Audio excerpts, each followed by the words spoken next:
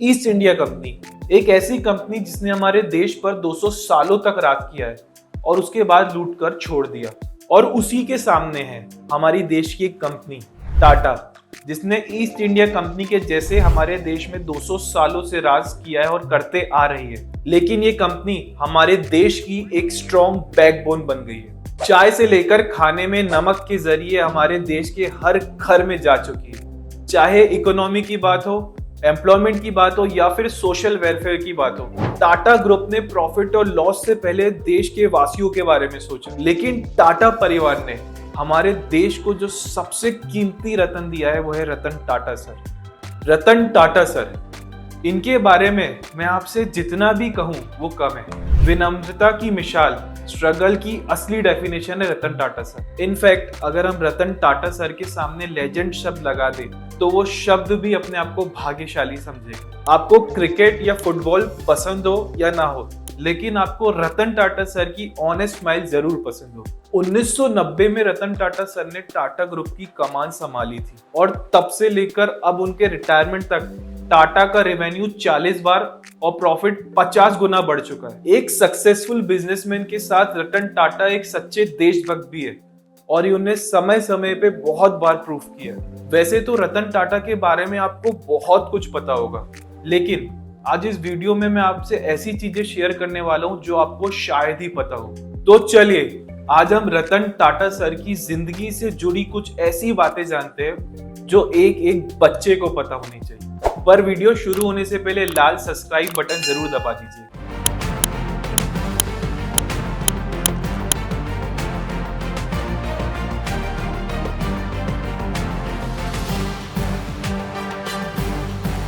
रतन टाटा का जन्म 28 दिसंबर 1937 में मुंबई में हुआ था। उन्होंने आर्किटेक्चर एंड स्ट्रक्चरल इंजीनियरिंग की पढ़ाई यूएस में कॉर्नेल यूनिवर्सिटी से की थी और फिर मैनेजमेंट कोर्स के लिए वो फिर हार्वर्ड यूनिवर्सिटी चले गए। कहा जाता है राजा का बेटा राजा बनता है, लेकिन टाटा फैमिली में ऐसा कुछ नहीं था। जरा गैस कीजिए, जब रतन टाटा सर ने पहली बार अपना फैमिली बिजनेस ज्वाइन किया तो उनको कौन सी पोस्ट मिली होगी? आई नो, आप सोच रहे होंगे कि मैनेजर या असिस्टेंट मैनेजर की पोस्ट ही मिली होगी, लेकिन दोस्तों आप गलत हैं। 1961 में इंडिया वापस आने के बाद रतन टाटा सर ने अपने फैमिली बिजनेस को जब ज्वाइन किया था तब उन्होंने ग्राउंड लेवल पोस्ट से जॉब शुरू की थी, जिसे ब्लू कॉलर एम्प्लॉय कहा जाता है। आप विश्वास नहीं करेंगे उन्होंने क्या काम शुरू किया था। यहाँ उनका काम था चूने के पत्थर तोड़ना और आग की भट्टी संभालना। शायद कोई भी और होता तो वो जॉब छोड़ देता और अपनी फैमिली इमेज का यूज करके बहुत अच्छी पोस्ट पे पहुंचा, पर ये तो रतन टाटा थे। 6 महीने तक उन्होंने वही पोस्ट संभाली और बहुत कुछ सीखा। हालांकि काम और कंपनी का एक्सपीरियंस मिलने के बाद 1970 में उन्हें मैनेजमेंट में प्रमोशन मिल गया और इसके बाद उन्हें national radio and electronics company का डायरेक्टर बना दिया गया। लेकिन कहा जाता है इंसान की किस्मत उससे 2 कदम आगे चलती है। रतन टाटा के साथ भी कुछ ऐसा ही हुआ। मार्केट में डाउन ट्रेंड अचानक से चालू हो गया और नेशनल रेडियो एंड इलेक्ट्रॉनिक्स को बंद करना पड़ा। लेकिन 1970 में रतन टाटा सर को लीडरशिप की चमक दिखाने का एक मौका और मिला। इस बार उन्हें मुंबई बेस्ड एम्प्रेस मिल की कमान सौंपी गई। यहाँ सब कुछ सही जा रहा था, कंपनी ग्रो ही करने वाली थी, लेकिन लास्ट मूवमेंट में इन्वेस्टर ने फंड देने से मना कर दिया और मुंबई में टेक्सटाइल वर्कर्स की स्ट्राइक ने आग में घी डालने का काम किया, जिसके बाद 1986 में वो कंपनी भी बंद हो गई। इससे पहले हम आगे की कहानी जाने, एक और चीज है जो रतन टाटा सर के बारे में हर कोई जानना चाहता, और वो है रतन टाटा सर ने अभी तक शादी क्यों नहीं की। तो दोस्तों बात यह है कि रतन टाटा सर ग्रेजुएशन के बाद लॉस एंजलिस चले गए थे और वहां पे एक आर्किटेक्चर फर्म में उन्हें जॉब ज्वाइन की। सब कुछ अच्छा जा रहा था और इसी बीच उन्हें एक लड़की से प्यार भी हो गया। इनफैक्ट वो दोनों शादी भी करने वाले थे, लेकिन रतन टाटा जी अपनी दादी जी के पास जाना चाहते थे। उनके पेरेंट्स के डिवोर्स के बाद रतन टाटा सर की दादी जी थी जो उनके सबसे ज्यादा करीब थी। लॉस एंजलिस आने के बाद 7 साल तक रतन टाटा सर अपनी दादी से दूर रहे थे और उनके आखिरी वक्त में उन्होंने रतन टाटा सर को वापस बुलाया और रतन टाटा सर बिना देरी किए अपनी दादी के पास पहुंच गए और अपनी गर्लफ्रेंड को बोला कि मैं जा रहा हूं, तुम बाद में आ जाना। तब तक सब कुछ सेटल था, लेकिन अचानक से 1962 में इंडो चाइना वॉर शुरू हो गई। इस वार की वजह से उस लड़की के पेरेंट्स ने उस लड़की को इंडिया जाने नहीं दिया और कहीं और शादी करा दी। तो ये रीजन था रतन टाटा सर की अभी तक मैरिज क्यों नहीं।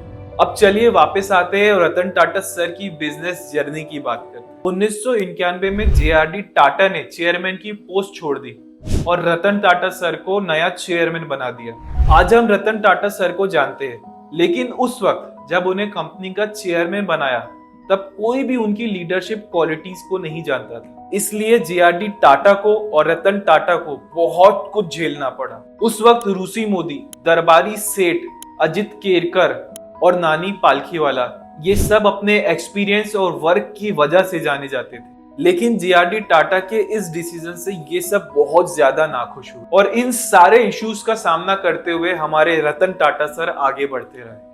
उन्होंने काफी सारे रिफॉर्मेशंस किए और काफी नई पॉलिसीज भी ऐड की। फाइनली धीरे धीरे हर कोई समझ गया कि रतन टाटा जमीन में पड़ा हुआ कोई पत्थर नहीं, वो तो एक बेशकीमती हीरे है। टाटा ग्रुप ने रतन टाटा की लीडरशिप के साथ software, telecommunication, retail and finance sector के अंदर भी अपने पैर जमा दिए। उसके बाद एक ऐतिहासिक दिन आया, 30 दिसंबर 1998।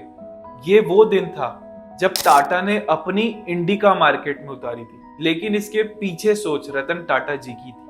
रतन टाटा सर एक ऐसी कार बनाना चाहते थे जो दिखने में मारुति जैन की तरह हो, लेकिन स्पेस एम्बेसडर के मॉडल जैसा हो और फ्यूल एफिशिएंसी मारुति 800 जैसी। और रतन टाटा सर की इसी सोच की वजह से इंडिया को पहली अपनी होममेड कार मिली थी। लेकिन ये काम इतना आसान नहीं था। टाटा ने अपनी होममेड कार मार्केट में उतारकर अपना वादा तो पूरा कर दिया था, लेकिन टाटा ग्रुप ऑटोमोबाइल सेक्टर में नया था और इसीलिए ये सारे फंक्शंस को मैनेज करना रतन टाटा सर के लिए बहुत चैलेंजिंग साबित हुआ। इनफैक्ट इस नए वेंचर की वजह से 2001 में टाटा को 500 करोड़ का लॉस हुआ और फाइनली उन्होंने डिसाइड किया कि ये कंपनी बेच देंगे। उस वक्त फोर्ड टाटा मोटर्स में इंटरेस्टेड थी, तो डील करने के लिए फोर्ड ने रतन टाटा सर को डेट्रॉइट बुलाया। रतन टाटा अपनी पूरी टीम के साथ डेट्रॉइट गए, लेकिन वहां कोई डील नहीं हुई। वहां पे जो हुआ उसने ना कि टाटा मोटर्स की किस्मत बदल दी, बल्कि रतन टाटा नाम को भी एक पहचान मिली। उस मीटिंग में फोर्ड की मैनेजमेंट टीम ने रतन टाटा सर का मजाक उड़ाते हुए ये कहा कि अगर आपको कार बनाने नहीं आती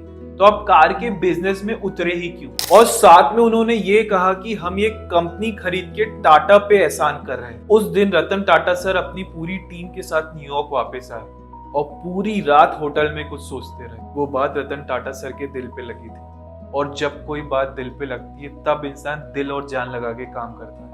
इसके 9 साल बाद एक वक्त ऐसा आया जब फोर्ड मोटर्स बैंकरप्ट की कगार पे थी और उसी वक्त रतन टाटा सर ने फोर्ड की जैगुआर और लैंड रोवर ब्रांड को $2.3 बिलियन में खरीद लिया। इस डील के बाद फोर्ड के चेयरमैन बिल फोर्ड ने कहा था कि रतन टाटा सर ने 2 ब्रांड्स खरीदकर फोर्ड पर बहुत बड़ा एहसान किया। आम लोग सिर्फ इंसल्ट का बदला लेते हैं, लेकिन लेजेंडरी रतन टाटा सर ने तो सूद समेत बदला ले लिया। पहले एक जमाना हुआ करता था कि लोग सिर्फ फिल्म स्टार को अपना रोल मॉडल और अपना आइडल मानते थे, लेकिन आज का युद्ध रतन टाटा जैसे बिजनेसमैन को अपना आदर्श मानता है। लेकिन रतन टाटा को सिर्फ एक अच्छा बिजनेसमैन बोलना सही नहीं होगा। और जब भी ये बात मेरे दिमाग में आती है, मुझे 26/11 का वो दिन याद आता है जब आतंकवादी हमलों की वजह से पूरी मुंबई कांप उठी।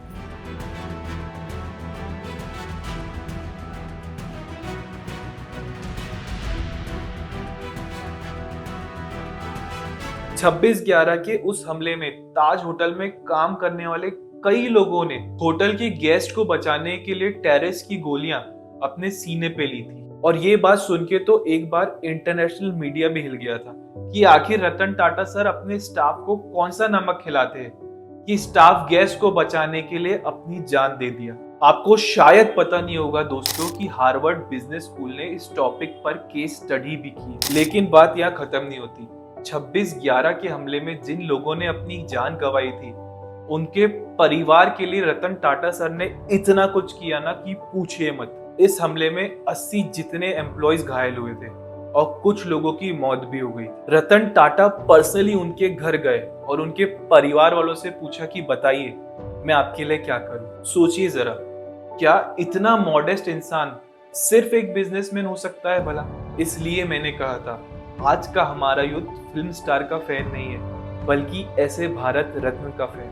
रतन टाटा के बारे में हम जितनी भी बात करें कम है, और हमारे देश में जब भी रिच इंडस्ट्रियलिस्ट का नाम आता है तो ऐसे में अंबानी अडानी को याद किया जाता है। लेकिन क्या आपको पता है कि पैसों के मामले में भी रतन टाटा सबसे आगे है। मुकेश अंबानी सर की नेटवर्थ 96.4 बिलियन है और उनकी रिलायंस इंडस्ट्री की इनकम $11 बिलियन है, जबकि रतन टाटा सर की नेटवर्थ 1.5 बिलियन है और उनकी टाटा ग्रुप की टोटल इनकम 25 बिलियन है। अब आप ये सोच रहे होंगे कि रतन टाटा सर की नेटवर्थ मुकेश अंबानी सर से तो काफी कम है, पर ये पूरी तरह से सच नहीं है। असल में बात यह है कि रतन टाटा सर अपनी अर्निंग का 66% सोशल वेलफेयर में डोनेट कर देते हैं और ये बात उनके पर्सनल फाइनेंशियल स्टेटमेंट में भी रिकॉर्ड नहीं होती, और ये बात अभी भी कई लोगों को पता नहीं है। अब जरा सोचिए, अगर रतन टाटा सर अपनी 100% इनकम पे आ जाए तो उनकी नेटवर्थ कितनी होगी। जो टॉप रिचेस्ट पर्सन की लिस्ट निकलती है ना कि top 5 richest person in India, उसमें रतन टाटा सर का नाम तो हमेशा फर्स्ट नंबर पे ही आएगा। आज रतन टाटा सर की एज 85 साल है, लेकिन आज भी उनमें वो पोटेंशियल है कि वो किसी भी कंपनी को जमीन से उठाकर आसमान पर ले जाए। हमारे देश को ऐसे ही रत्नों की जरूरत है। दोस्तों, क्या आप रतन टाटा को अपना आदर्श मानते हैं? अगर हाँ, तो कमेंट में हार्ट सिंबल जरूर डालना और इस वीडियो को लाइक और चैनल को सब्सक्राइब जरूर कर देना। तो मिलते हैं नेक्स्ट वीडियो में नेक्स्ट कंटेंट के साथ। Thank you.